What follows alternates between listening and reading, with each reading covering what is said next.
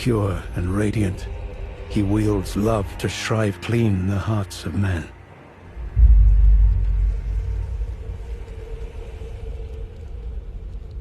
There is nothing more terrifying.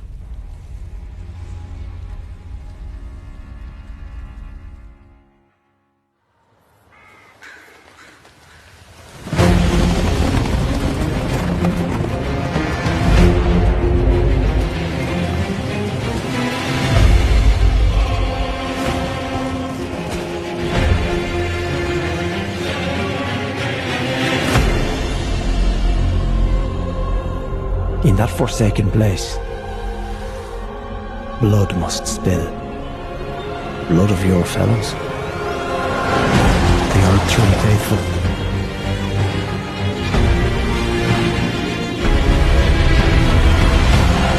They were never saints.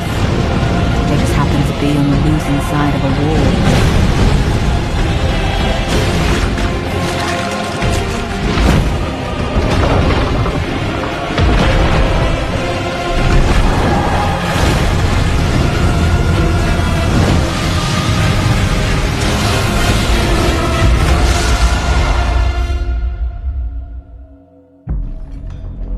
Mother, wouldst thou truly lordship sanction in one so bereft of light?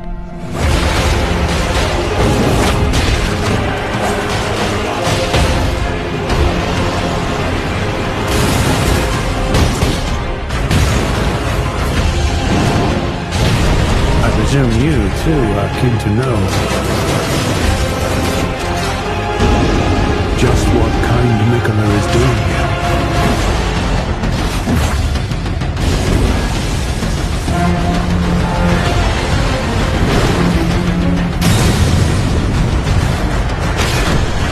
Those stripped of the grace of gold shall all meet death in the embrace of restless flame. Come now. Touch the withered arm and travel to the realm of shadow. I will not be far behind. May we meet again.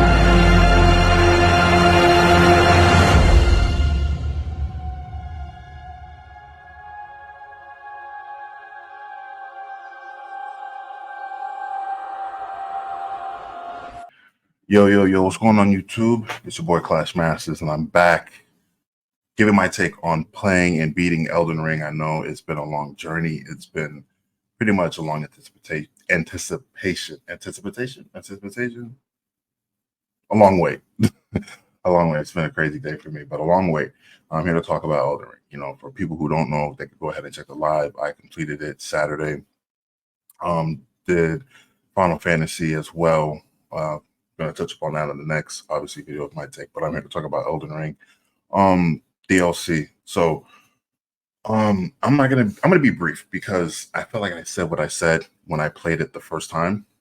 And obviously returning back into the world felt the same but different. Obviously, just newer opponents, newer upgrades, obviously weapons, armor sets, good cosmetics type of stuff, great Ashes of War. Storyline was, pretty much the same, but obviously had its own, narrative for the Shadow Realm, what I would call it. No Yu-Gi-Oh, unintended, but I enjoyed it, bro. I really enjoyed it. I think I'm just gonna stick on with the DLC. I might touch up a little bit on the base game, but not too much. But this is just my take. I feel like going into the DLC, expecting the unexpected was great for me.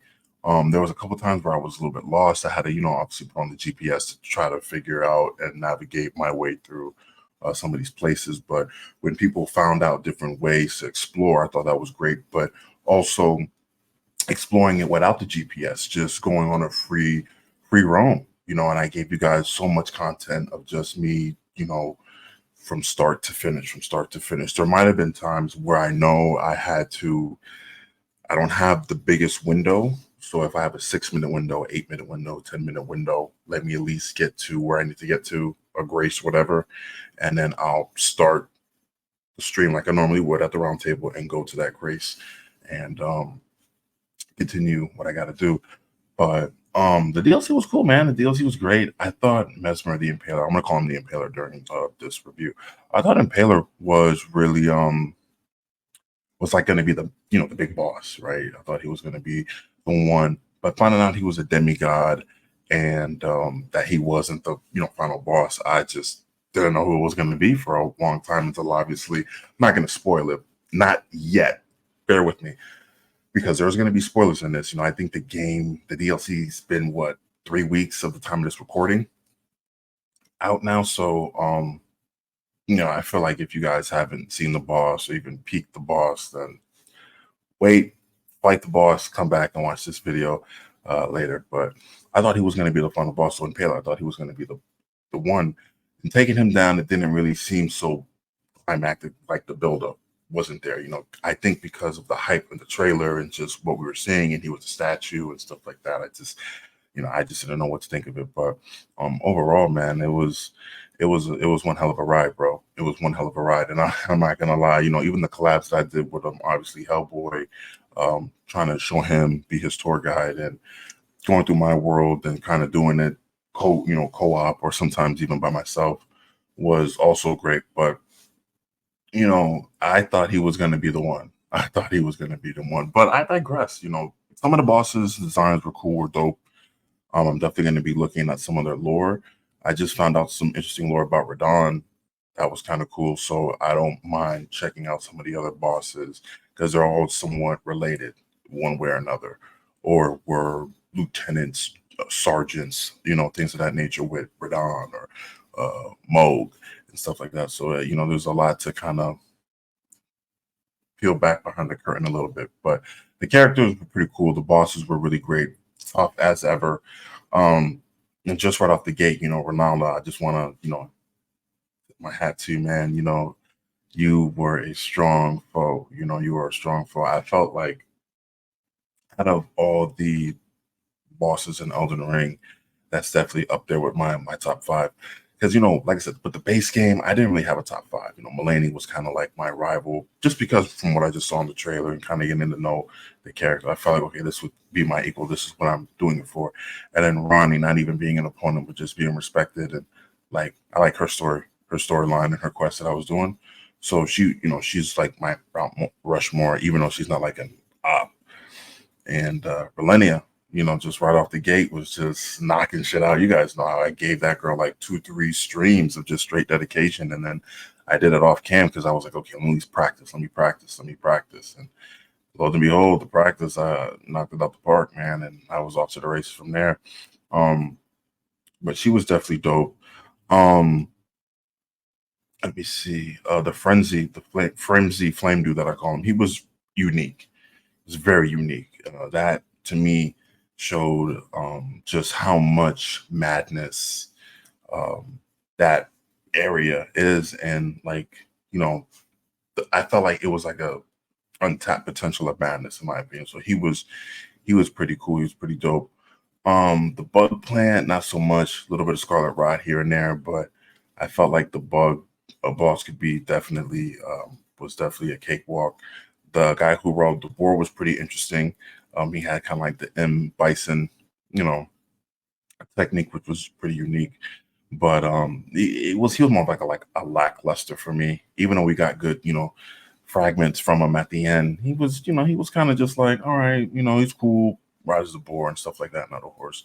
The Crucible Knights or Dark Knights, the one that had the tongue that you could grab from long range, and the one with the wings you could kind of go down, that I have on my katana. Those were unique. I thought those were really unique, and it was cool to kind of see that. I was hoping we would get at least the tongue thing to kind of do, because that has some pretty good range, but I think that would just break the game. People put that on there and just go ape shit, So I thought those were cool, and those were more field bosses. So Bale, man, the list goes on, but I think with Bale, just a tough SOB. Obviously they had to amp him up. They had to give him all these moves and have him do a lot of stuff, which I thought was cool. But majority of all the bosses had some good techniques. A lot of the legends obviously had the first form, then the second form, where they're a little bit more aggressive here, and they have these new techniques here and there that they might do a one-shot insta-kill of, and lock you in or stun lock you and certain things. So I thought it was cool. I thought it was great. The areas were beautiful. The areas on the PS5, man, because I had Elden Ring for the PS4, but the PS5 free upgrade, it was a big difference, bro. It was beautiful. Visually, it was stunning. The cosmetics, the backgrounds, just everything was just crystal clear. Like you really felt like you were in that world. Like you really felt like, okay, these are good. So visually, they nailed it out the park. 10 out of 10 with the visuals. I liked what I saw. You guys might have not have seen it as best on stream, but trust and believe it was flawless. It was dope. I'm trying to think what else. There was just so much stuff, I did. I did like a 23 part, and that was just really going from here to there. Not too much puzzles, which was good, but there was some of the side quest stuff was a little bit questionable. You would have to go here, jump over here, make a turn here, then jump down here, go all the way, hook a left, then hook a right, then go down some more steps and climb up, that kind of thing. That to me was kind of like, all right, I got to just either speed run through some of these enemies or knock them down or have someone there with me just in case I get blindsided or invaded. So there was always those situations that occurred, but they weren't too tedious. They weren't really too tedious. I didn't really do a lot of the catacombs or caves just because I always felt like those would be a lot longer of the journey in the stream. So since I beat the main story, I could always go back to that, and I will go back to that, and I will show you guys in streams and videos of me taking on dungeon bosses, open field bosses, just to kind of complete the game. Entirely in the base game, I beat everything. I did all the optional bosses, field bosses, dungeon bosses, legend bosses. This time I kind of wanted to do it a little bit different. So, that's what I did. And I thought it was dope. I thought that was like the best technique I could do while also got Final Fantasy, cooking in the back as well. I didn't want to take too much time. I felt like this game kind of woke up my gaming method, my gaming skills, my gaming, energy back to full capacity. So I'm happy for that, like 110%. But yeah, man, it was cool, man. It was really, really interesting. What I thought about the DLC was we waited a year and I did it, obviously a year on my thoughts of beating my first Souls-like game from Software. And now playing the DLC, it's like I had to get good. I had to come up with new strategies. I was trying new weapons. I was trying new methods. Didn't really want to use, the Ash of War on a lot of legend bosses just because I felt like they would get the boot real quick. They would get the boot real quick. So it was good to kind of collab, see other people's setups, see other people's what they got going on, and then kind of incorporating bit by bit. Oh, I could do that, or I wouldn't do that, or I would have probably equipped this onto that, and just to kind of see what's out there, because you do get invaded by some of the people that team up with you. Let's keep that all the way a buck. So, I definitely wanted to go in with that type of strategy, and also kind of either it's with two players or one person, and it's me and him laying out Smackdown on a legend. Hey, I'm all for it. I was like more open-minded to just doing a lot more different things, using colossal weapons here and there into fights and feeling a little bit more confident. You guys know I'm dexterity build, and I often use mostly the katanas and great swords, but kind of using just various weapons also made the game fun. I didn't get a chance to use the ones that I wanted, but I know returning and cleaning up house, I'm going to be using a lot more weapons. Always going to have a katana on me. That's a given. But when you see the new stuff, you'll be like, okay, that's what he's doing. That's what he's doing. So, it's pretty cool. But, just doing even the collabs with Hellboy and Nightwing and playing the base game with some of the DLC stuff, you could tell there was a big difference. Nightwing just kind of purchased the base game, and, even Red was kind of playing some of the base game. And I was kind of, hey, if you need help, I want to test out this armor. I want to test out these talismans with this weapon and see what it does over there in your world. And whether I wreck them or don't wreck them, I'll still know like the output of damage I'm putting in. So when I go back to my world, I have a better understanding of using the weapon, timing it, and et cetera, et cetera. So there's, it's easy. That was just my goal. But I thought the DLC was good. I think honestly, if we could get maybe another DLC would be cool. It would be cool, but I don't see that happening. I've seen a lot of their track records just be like a one and done for the DLC, and then they kind of save any other extra content for maybe a newer project or an Elden Ring 2. We don't know. I might touch up on the subject, see what the game did sales wise and stuff like that. And maybe predictions of a DLC, and possibly if they did do a DLC, what would it be? I preferably think now this is where you get into spoiler territories, because now we're gonna get into it. So if you guys don't want to be spoiled, hey, like I said, beat the game, come back, and hear what I have to say. I think because they brought Radon back, and made him pretty much a god. Who's to say they could bring like Ronnie back, or someone that we fought before, the first Elden Lord, they could bring him back into some degree. So I think that would be cool to kind of see. They were talking about like there were 3 butterflies in the base game, and we still don't know what the third butterfly would be. Allegedly, that's just lore. So maybe they could kind of in the next DLC or maybe the next game introduce that last butterfly for us to us, and maybe bring back a mystery guest boss, or not bring nobody back and just tell a whole complete different story. Or like I said, in DLC, I would prefer they bring back Ronnie or the first Elden Lord back, and they're doing this, that, and the third, kind of like Radon. And it would be cool to kind of see some of the NPCs kind of also interact. Like when I seen Abush or whatever his name was, seeing Radon, and he was talking about how Radon came back through the dead body of General Moog that you killed.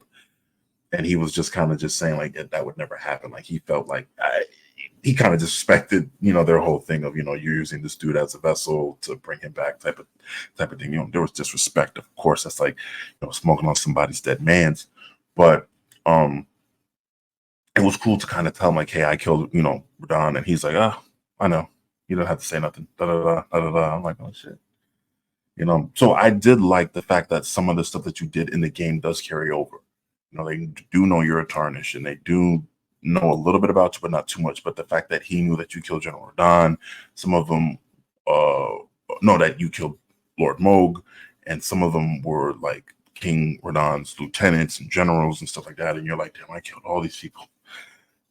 Man, I wonder what's going to happen. I was waiting for that. And I think he was the only one to give me that satisfaction. So if we could get another DLC, or maybe even a second game where they could kind of touch back into that. Maybe the DLC didn't want to do too much, but maybe the base game, the next one, they could kind of dive into that, and we could definitely get something going and something cracking where people are going to go, oh my God, now I wonder where the story's going to go. The ending overall was very much of a cliffhanger. It felt like it didn't really seal the deal for me. It felt like, okay, they could come back, or they could find a way to come to saying, to bring it back full circle. So, but I thought overall the game was great, from the new maps, from the visuals, obviously bringing back and recycling some of the older bosses, field bosses and stuff like that, and making them probably much more weaker, or giving them new attacks, or like 2 new attacks, 1 new attack, whatever, was cool. So I didn't really have nothing. I didn't have a problem with like the visuals. Didn't really have problems of none of the bosses. The only thing that kind of annoyed me was in the Abyssal Woods, those dudes you got to parry. I felt like, maybe keeping 1 or 2 around in one place, you could have people challenge, but it didn't. It was kind of like annoying to have so many of them just kind of roam around and do all that madness, and you have to parry them to attack. I feel like maybe if they patch that up, or anyone could hit them, then we'll be good. You nerfed the Blasphemous Blade, which kind of, people were still using it, which I thought was great, but you kind of nerfed it from the knockback and a lot of things. So we had to really like fight, or get good at the game, so to speak. So I feel like if they were to obviously say, hey, why not we put this patch in where we could have these eye things in the Abyssal Woods, now people could actually take them down and not have to worry about running or getting madness and not hitting them, or not having a good parry on time. But I mean, that's just my opinion on it, just for people to have good gameplay. I had seen Hellboy was kind of having a little bit of a situation there, and he's like this super big Souls fanatic, the super big Souls dude who knows all the lore, and is just like the Souls Guru. So I felt like, oh, well, if he's having a hard time with it, maybe they might have to at least dial it back, at least to a point where you could maybe have another chance of pairing it, give or take. I don't know. That's something that if they want to do later on down the road, they could definitely do it later on down the road. But besides that, there was nothing really annoying. Just really caught my eye. I mean, I died a couple times, but who hasn't? Sometimes do a slip and fall or water or someone jumping, me from the back or the side or me getting too cocky. And next thing you know, I get off, but it wasn't really like annoying, like, I'm going to rage quit. I'm going to quit the game. You guys know, like I was getting my ass kicked by a lot of these bosses and I was still going. So that wasn't going to stop. And I think it just was feeding more of that, like, man, I really miss playing this game. It took me back to when I played it, 2 years ago, a year ago. I think 2 years. I played the game a year ago when I did the review for it. So, but overall, man, it feels good to, finally beat the game. Feels great. I know I'm going to be going back in there and cleaning up the whole map. And I think when I do that, I'll give you my whole personal take of the whole DLC. Now I'm just giving you the take of just basically the story and the legends and maybe like all the bosses that I fought to get to where I needed to go to, Yeah, but overall the game was good, man. The game was great. And I can't wait to see what I do next, bro. I can't wait to see what's gonna happen, what I'm gonna do next. Just be on the lookout for it. Be on the lookout for it at this point.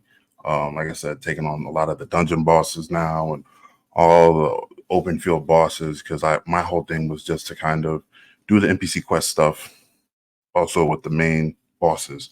And I will say this for a side note, the NPCs, great. Yeah, I didn't have really no problems with like the NPCs and some of their quest lines. You know what I'm saying? Like it wasn't too complex except for like the mother fingers. But as far as the people that you meet in the beginning, they were all interesting, different walks of life. And then you have to kind of pick who would you sack off and spare and stuff like that, and what items, perks, and cons that you would get if you choose the wrong side for the most part. But I thought they were cool. I thought they were good. A lot of them showed up at boss fights. Some of them had their own personal conflict, which I thought was cool. Like I said, I'll probably dive a little bit more into the lore of that. So we'll just have to wait and see once I clear it. I'll probably do a whole, like I said, cover on the whole basis, games and stuff like that. But the NPCs were cool. I thought they were great designs. I thought they all had interesting and unique stories, all of them. So I think that was something that they kind of wanted to match in the base game, and I think they executed it pretty well. But that's going to conclude pretty much this. I know it's a little bit different because it's a DLC, so it was just more of just a not as long of a lengthy game. But I will, like I said, just for the sake of returning, knocking out the field bosses and stuff like that, give you my 100% completion of the review. This was just pretty much the storyline meets the NPCs that tie into the storyline, so to speak, stuff like that. But yeah, man, that's gonna conclude it right here, man. My thoughts of the Elden Ring Shadow of the Erdtree DLC. You guys know I've been covering it for a while now, and since it dropped, got it the day it dropped, and I've just been on it like hotcakes. So if you guys want to subscribe to the channel, go ahead and subscribe to the channel. Also check out my boy Nightwing and Hellboy, who's doing Elden Ring Shadow of the Erdtree as well. Nightwing's doing Multiverse and Red Dead Redemption. Go ahead and check them out. Also on my film side of the channel, I'm about to start pushing out some new content. It's been a while, and I'm going to be saying it also on the film side of things. But I'm going to be doing short film reactions along with trailer breakdowns. There's a whole lot of trailers that I definitely want to get my throw my hat in the ring, and also with short films, just to kind of give you guys my take on it, since it's going to be pushing more of the film aspect side for the remaining of this third quarter that we got going on. So, be on lookouts for that. But like I said, man, subscribe to find out. The gaming channel is going to be dope too. You got a lot more content coming out with multiverses and, of course, First Descendant. And for you guys to find out what the next game I'm going to be tackling on the Blue Saber platform, gotta wait and see. I could mention it in just some more video, or I could mention it in the live. But, that's going to be it, man. Just wait and see, to be continuing on that part. But I'll definitely catch you guys later in the next one, man. Till then, take care and be safe out there, y'all. Peace. I'm out. Game over.